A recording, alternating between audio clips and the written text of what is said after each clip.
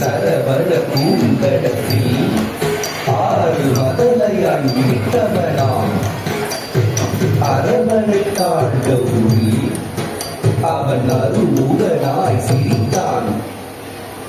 சரவண பூங்கடத்தில் ஆறு மதலையாய் உதித்தவனாய் சரவண பூங்கடத்தில் ஆறு மதலையாய் உதித்தவனாய் அரவணைத்தாள் கௌரி அவன் அருமுகனாய் சிரித்தான்.